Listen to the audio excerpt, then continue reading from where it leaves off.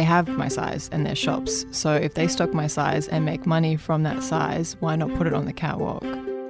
From Mamma Mia, I'm Mia Friedman and you're listening to No Filter, candid conversations that count.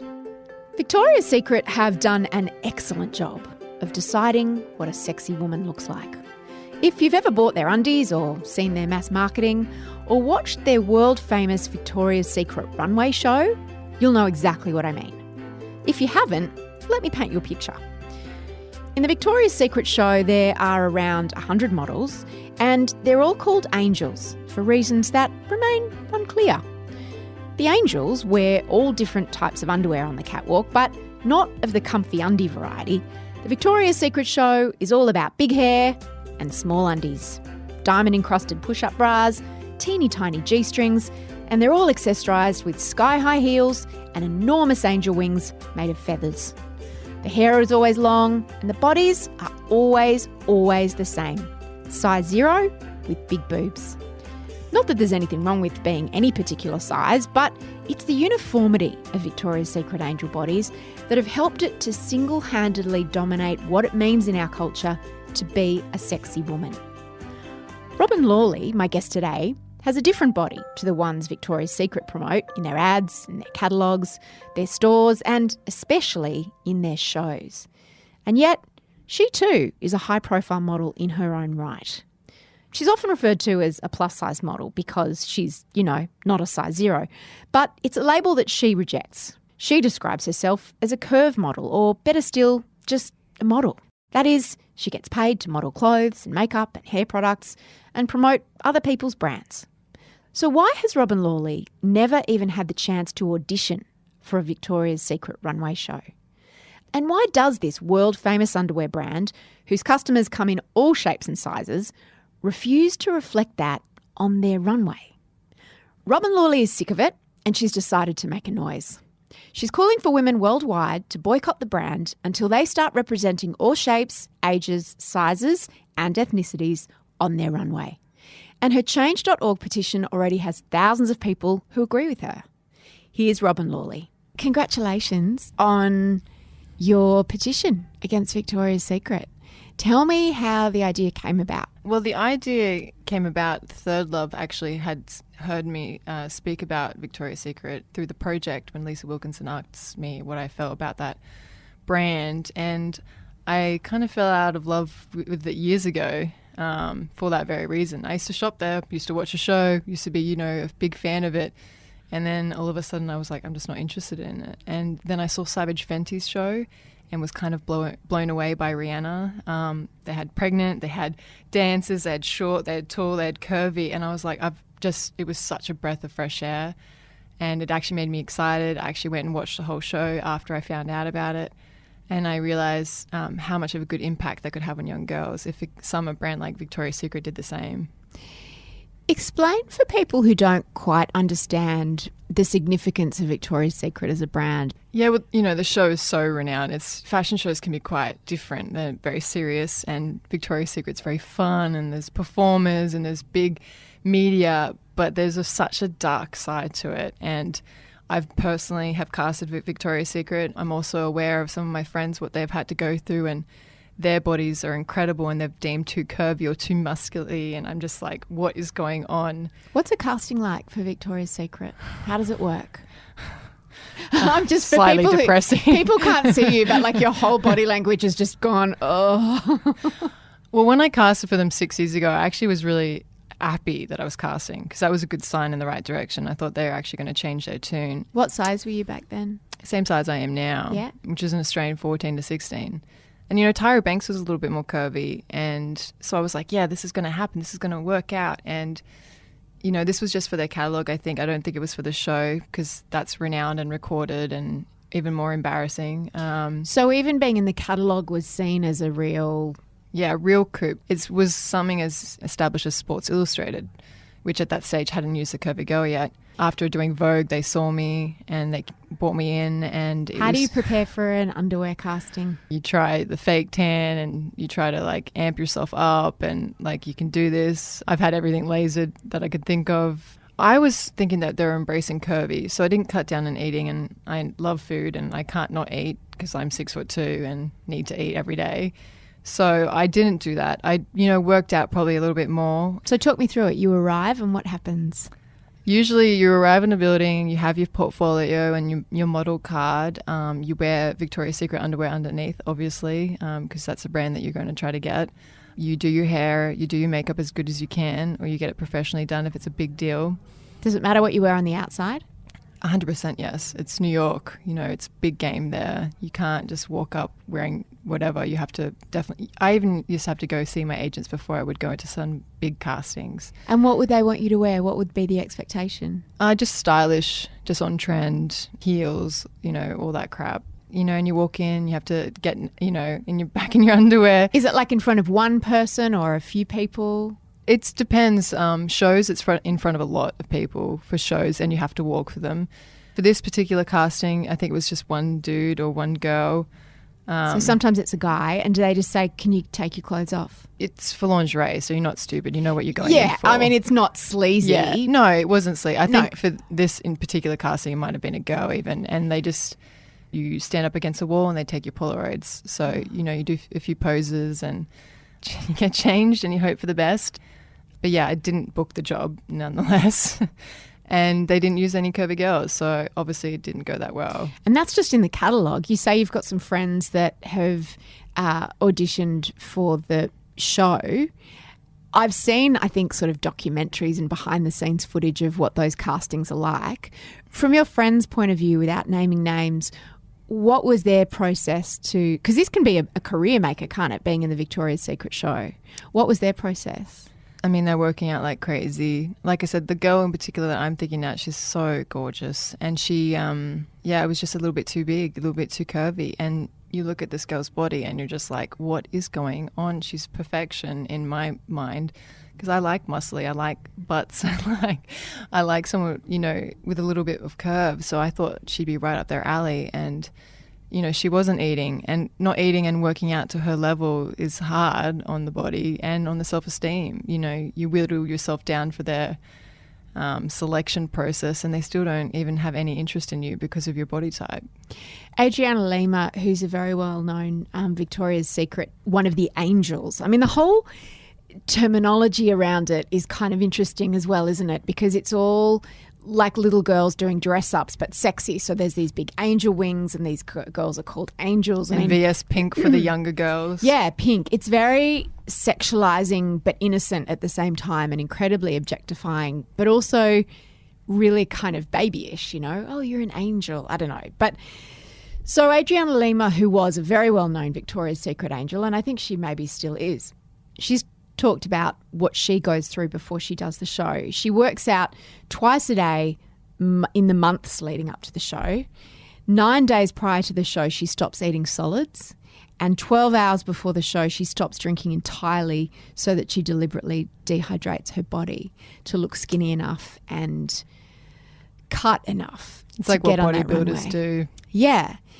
Now, Victoria's Secret claim our angels are so healthy, and they try to get them shot backstage holding burgers. But there've been a number of models, including the Australian Bridget Malcolm, who said when she worked for Victoria's Secret, she felt terrible about herself and was forced to starve. I mean, they don't force you, but the expectation is that you're going to be a certain way and look a certain way. And to do that, she said that most models aren't naturally thin. Some are, but most aren't. And most have to do pretty drastic, unhealthy things to conform to this body shape that Victoria's Secret demands. Yeah, I mean, things like liquid diets and not eating for 6 days just kind of sounds gross to me in so many shapes and ways. I mean, Adriana Lima is a force. She's beautiful. She's absolutely stunning. And her body is amazing. I don't know how she can do it with children herself. She's had children. Physically and mentally, but even she says she doesn't go to the after party. She's just too tired and exhausted after that. And hungry. Well, because she hasn't eaten for 2 weeks. I'd be going to a Thanksgiving feast after that. Yeah, I don't understand it. I feel like that's the whole problem I have with it. It's having this really unrealistic expectation on the girls, and so they get into their head that they have to have this body because otherwise they get canned. And what's so wrong with sending down say, a pregnant lady, like Lily Aldridge right now is pregnant, but she can't do the show. Or let's put, just a little bit more curve on there. Like, they're doing what bodybuilders do. They stop drinking water before the show. They eat liquid diets. Some people would say, look, why is it Victoria's Secret's job to make women feel good about themselves? Why, if you feel bad about yourselves after going to a casting or watching the show, just don't watch it. Why is it their responsibility? That's actually been one of the biggest comments on my Instagram per se, unless it's really revolting and insulting, which there's been plenty of those kind of comments. However, they stock my size. They have my size in their shops. So if they stock my size and make money from that size, why not put it on the catwalk? That's what my problem is with it. And I think they would have such a positive impact on girls watching that show. Because like I said again, when you're younger, you watch it and aspire to be a Victoria's Secret angel, and that could have such a positive effect if they just include a bit more diversity. It took so long for different ethnicities to come onto the show, even ages, because Adriana Lima is in her 30s, which shock horrors apparently in the older ancient years in modern world. She's a Victoria's Secret pensioner angel. Yeah, exactly. So they've only got one more step, and they could easily do it and have such a big impact, and girls, I think, would really fall back in love with this brand. Whose sales are declining, guess what? It's a little bit like magazines. Women just aren't putting up with it anymore. Well, they shouldn't. I'm not putting up with it anymore. That's why I'm saying boycott it. I did get a lot of feedback. A lot of people were like, why don't tear a company down because you don't like it? But unfortunately, change doesn't happen that easy. And, look at Vogue. We never thought Vogue would ever feature a curvy girl years ago. And it did. It changed, and they woke up and they did feature a girl. They featured multiple women, and it had such a massive shake-up in our industry. And then Sports Illustrated did it, and have been repeatedly doing it since. And I think it's going to take a brand like Victoria's Secret to be like, this is the end game. Be a leader. Yeah, this is where we finally include diversity on such a platform. I also think that as women, we have to vote with our wallets, and I think we should support the brands that support us and make us feel good. And my choice also is not to support brands that make me feel like shit and that exploit the insecurities of women by only showing one body type. And again, I don't think there's anything wrong with being a certain size. It's nothing against skinny girls, but that only represents 1% of women or 5% of women. If you want to make money from the rest of us, as you say, it's their choice. Otherwise, we will support the brands. And there are some fantastic, particularly lady startups, who understand the value of reflecting women of different sizes and shapes and skin colours and ages in their advertising. Yeah, 100%. I mean, it's happening slowly. I got to do Bras and Things campaign this year, which was awesome. Another store I used to shop at as a teenager and look at the models, and to finally get to be in their campaign, I was like, wow, we've come such a long way. And so it's like the last leg, and I'm hopeful, but I'm doubtful that they will.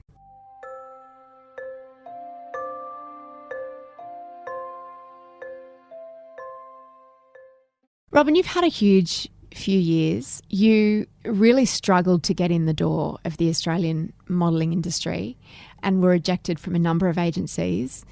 What was that like, and what reasons did they give for rejecting you? Some of it was I'm too tall. Some of it was I'm too curvy, obviously. Some of it was just you're just not right. I was with kind of a dodgy agency and doing some castings, and it was an art director that was like, you're not right for this, but here's Chelsea Bonner's number. And so I signed with Bella when I met Chelsea, and she was like, just stay exactly how you are. And I just found that so refreshing. Chelsea had an agency. I've done an interview on No Filter with Chelsea before. She's a lady startup. She has a model agency that, how does she describe it? She's just accepting of everyone, really. And she has male, female, curvy, not curvy, tall, short. She kind of has everyone, and it's kind of awesome. And she's more than just an agent, because a lot of agencies are really dodgy. They don't give you benefits like superannuation or tax.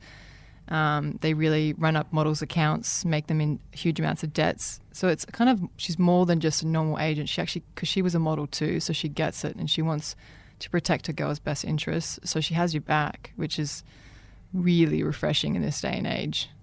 She really championed you both in Australia and overseas. You became famous overseas before you became famous in Australia. What are some of the big campaigns you booked? Well, for me, Sports Illustrated was huge. Ralph Lauren was a huge honour, and a big brand that you never would think would changed. Calzedonia, Vogue, got to do multiple editorials. Lane Bryant was a big one for the curve community because it was just including a bit more smaller sizes, because I'm kind of in between. It's a really strange size to be. How do you describe your size, or how do you describe what type of model you are? Well, I mean, the fashion world dictates me as plus size. I like to, some people call me in between. Well, that's a catchy title.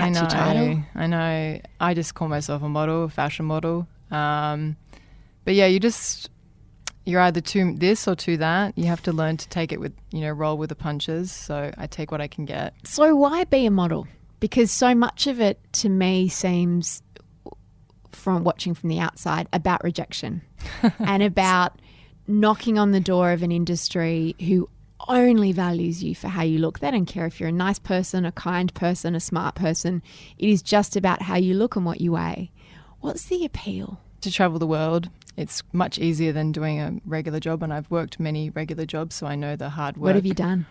I've worked in Red Rooster, I've scrubbed floors, I've worked in casinos, I've been in offices, I've done insurance. There was a lot of jobs I was doing.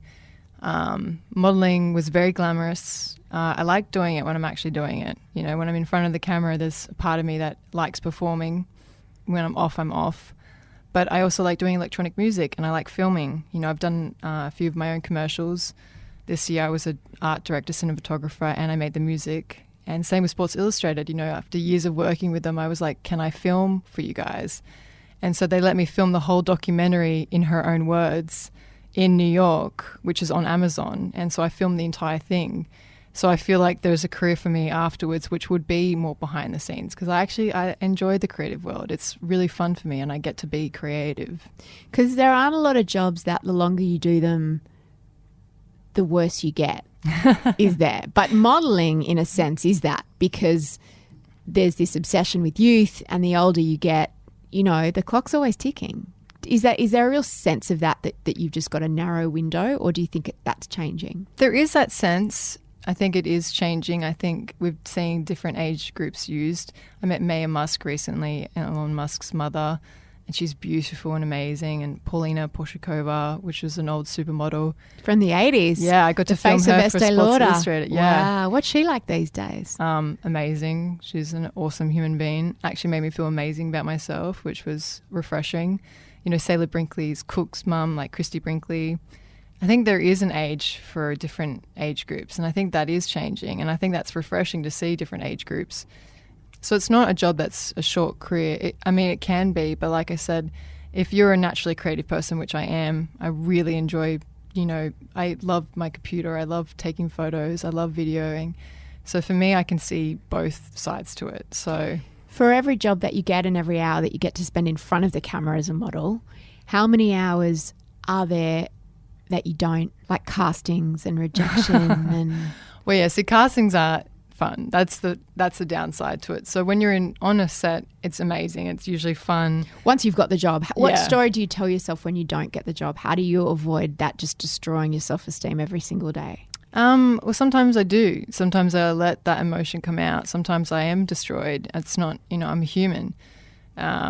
I'd be lying to you if I said, I feel amazing all the time. No, I completely am human. So it must feel very personal. Like, I've seen you in your undies and I don't want you for this job. Yeah, 100%.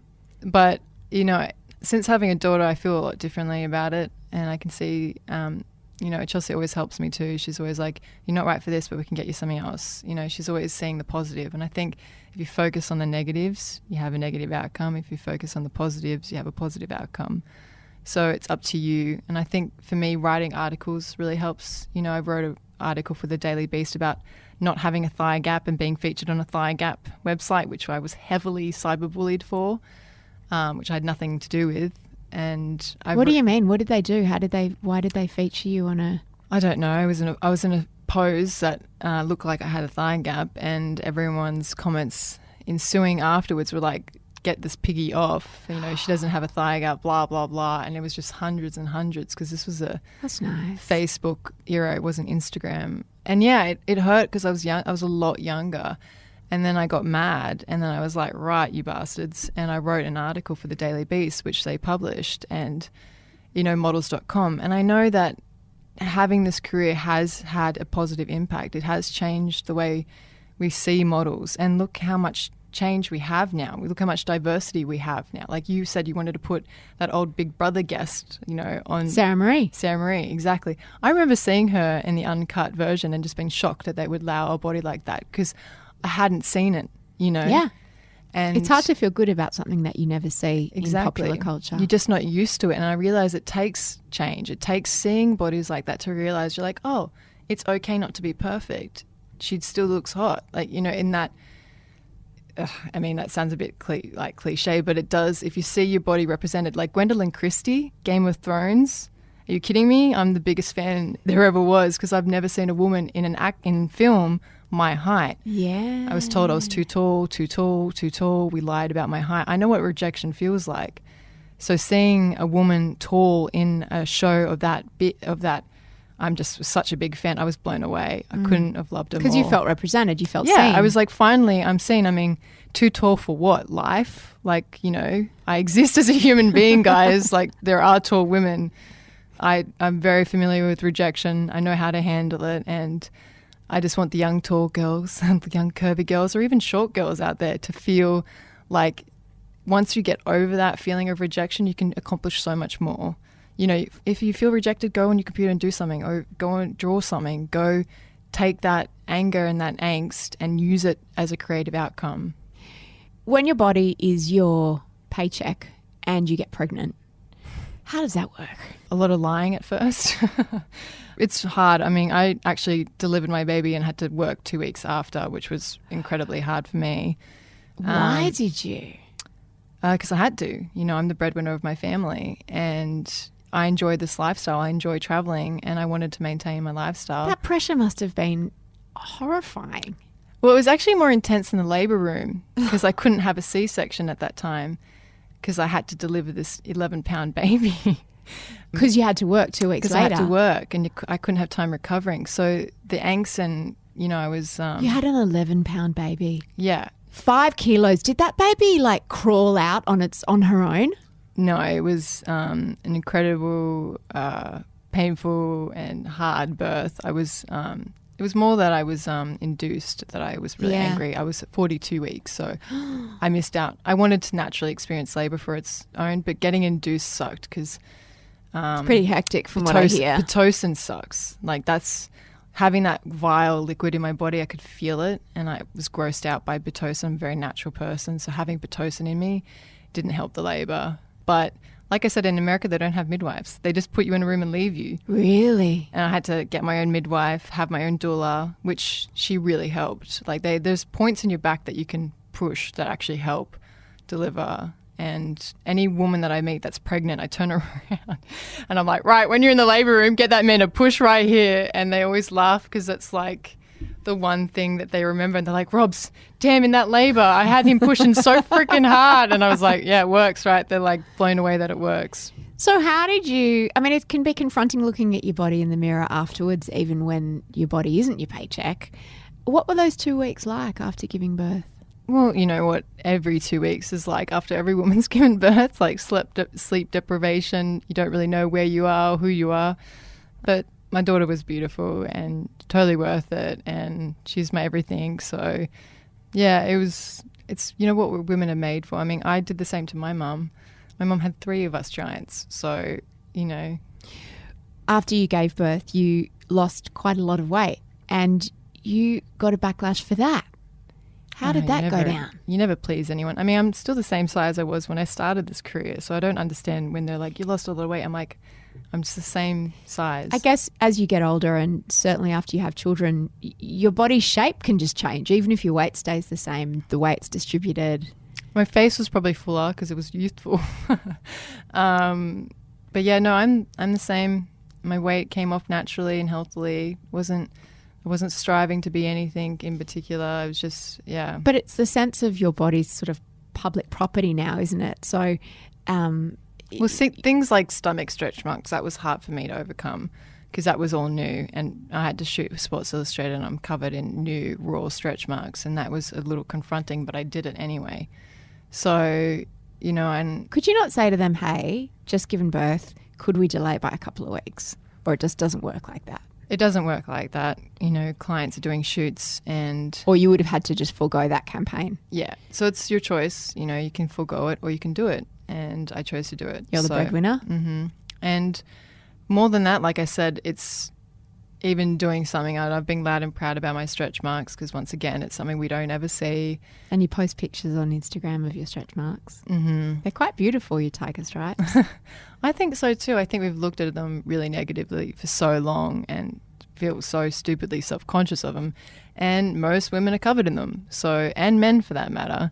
So I don't know why we've ostracized them so much. Soon after you had Ripley, you got very, very sick, very unexpectedly. Did you know what was wrong with you at the time? No idea. Neither did the useless doctors in the States. You know, they thought it was just mum mode. They just thought I was tired. You know, I was... That was probably the hardest time because I knew I was sick. I didn't know what was going on. I couldn't really walk or talk at some stage. It'd gotten to that bad and to that level. My family came over and were just like, what the f*** is wrong with Robyn?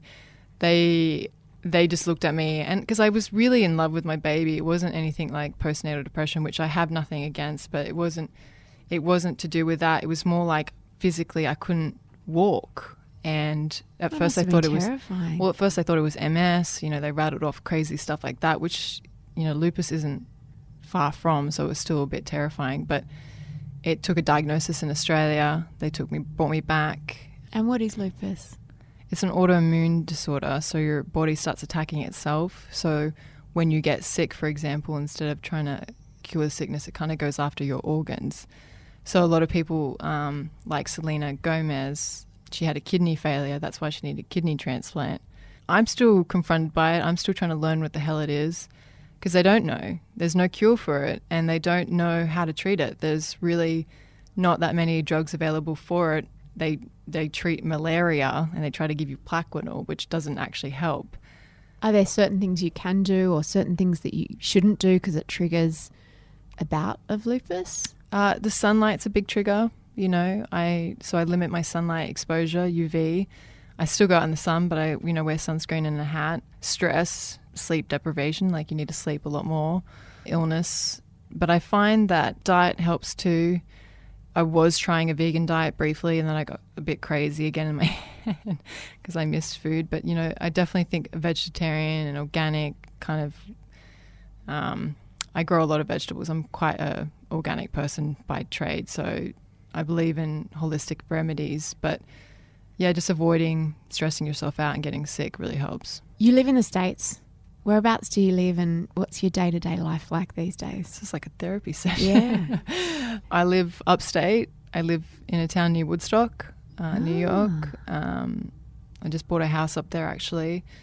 And yeah, it's beautiful. It's like the Blue Mountains of New York. It's right near the water supply of New York and it's incredible. It's so green and Why lush. did you decide to live there? My daughter's sake. We tried the city. We were living in LA. I loved LA. The sun was a bit much and my work was in New York and we moved back and I tried the city. I generally tried, but when you have to take your dog out at like the morning in the freezing cold, it's not so fun. And my daughter can run outside naked all she wants and she's a forest fairy and she collects leaves and growing up, nature was a huge part of my life and I feel like we're very disconnected from Mother Earth and nature, and we go to church every Sunday but we don't go to a forest every Sunday. So, you know, I really believed in bringing that back for her. Do you travel into the city often for work, so you just commute? Yeah, I just catch a train, you know, and I stay with friends or I stay in a hotel if I don't want to stay with friends, but it's not hard. It's like Blue Mountains, so it's a couple of hours away. And yeah, it's something that makes it able for me to live in New York. You're 29 now, almost 30. Is work winding down or winding up for you in the modelling world? It's a bit of both. It's changing. Like I said, it was fun, for me to actually video these commercials. And I like making electronic music. So I actually like when it's quiet because then I can work on that kind of stuff. I feel old, Robyn. What does that mean? And what do you do with it? What do you mean, electronic music? Yes. Well, there's programs, there's Ableton Live and Logic Studio that I use. So it's like composing music, but it's electronic. Yes. And what do you do with it once you've made it? Well, I have a piano that's connected to my computer. I have some other instruments. I have synthesizers, and they're all connected via an audio interface into my computer. I love You're it. looking fascinating. As if when I'm trying to explain to my mum how to use FaceTime. And then it goes on the interweb. So you make it, and then what happens? Well, it takes a while, but... Are you like a recording artist? Yeah, I'm actually working with a rapper in America right now, which is a lot of fun. You're a musician? Yeah, it's like a digital musician. I struggle to call myself a musician because I love Radiohead and I love actual musicians. So I think people like Flume and Diplo and all those boys heard of them really struggle. Well, that's what the programs I use. So I use the same guys, the same programs as the Chemical Brothers, right. as Lupus, as Flume. Lupus. That's a band I've heard of. That's what you should call. I know, that Lupus should be your Queen. name. I was thinking of the Green Queen, but yeah. So, but it's been DJ good. Lupus. Yeah, DJ Lupus. In the house. Yeah. So you do that, and you're saying that is that becoming an income stream for you as well? So as modelling kind of winds, I mean, you're also at that stage where you're kind of famous, so you're not really an anonymous model now, you're a name model, which I assume means you earn more but maybe work less, or? Yeah, it's, Is it a weird place to be? I've done my dash. I've worked my ass off. I've been on every kind of plane, on every kind of route, on every kind of seat. I think people forget you've got to travel a lot, and I'm talking a lot, especially if you come from Australia. You have to work a certain amount to even get your green card. It took me years to get my green card. You need so many tests to get a visa even. You need to get an agency. You need to get, it's actually a lot harder than it sounds. So it's not like red carpets and limos. Well, they want you to go to all that too. That's press, so they want you to go to all that. And that's for me. I go to what I can, but like I said, I have a life. And that's work for you too. Yeah, it's work. But it's, that's a bit more of enjoyable work. And, I've loved it. I was dancing with Diplo on stage a year ago because Sports Illustrated had a swim festival. And I just remember getting crazy because her mother hadn't been out to a music festival in a little while. And I realized I'm on stage trying to do the Melbourne Shuffle and they're like, what is this woman doing? And I'm like, yeah, in front of a huge crowd trying to look at what Diplo was using program-wise. But yeah, it's an interesting, but like I said, it's been enjoyable to do both. I actually like doing both. There's a part of me that likes performing, and there's a part of me that really likes doing the other behind the scenes. And have you heard anything back from Victoria's Secret about the petition or about the boycott? No, and I'm doubtful I will. I'm hopeful, but I'm doubtful. If we get enough signatures, we might make an impact. And it actually I didn't think it would. I was, putting it out there. It made New York Post, New York, Fox News apparently was on TV. It's already had a bigger impact than I thought it would, which is amazing because it's hesitant because I know I'm opening a can of attacks. There's a lot of massive fans of Victoria's Secret out there, and if they want to keep supporting Victoria's Secret, they can. I was having this argument with someone who said, "Oh, but I don't believe in shutting things down." And I said, Robyn's not trying to shut it down. I've signed the petition, thank you. I've reconsidered my support of a brand that doesn't support me because I'm the same as you. I have bought a lot of Victoria's Secret's undies, and yes, they do come in my size, but I go into the store and I look at the posters on the walls and I stand at the checkout and I feel like crap. And why? They take my money, but, that's a brand that doesn't make me feel good. I'd prefer to give that money to brands who embrace diversity and embrace body positivity. So thank you for making me think about it. And you're not calling for anyone to be shut down. You're just calling for a free market economy, which is people trying to make change by voting with their wallet. Yeah, thank you, Mia. I mean, I'm glad you signed it. Thanks for listening to No Filter. If you agree with Robyn, you can find her petition. Just search Robyn Lawley, Victoria's Secret, Enough is Enough in Google. Are you looking for something to listen to next? Well, why not check out Holly Wainwright's interview on our podcast, I Don't Know How She Does It, with the youngest pilot in Australia. It takes a lot of passion, it takes a lot of dedication, it takes a lot of commitment. But if you want it, stick to it because it's obviously important to you. Don't just think that would be cool. Never live with what ifs. So just go for it. Next week, Scott Pape. He really is coming up next week. I know we've said it before, but it is happening. No Filter is produced by Eliza Ratliff. I'm Mia Friedman, and I will see you on Mamma Mia, where you can listen to more of our shows.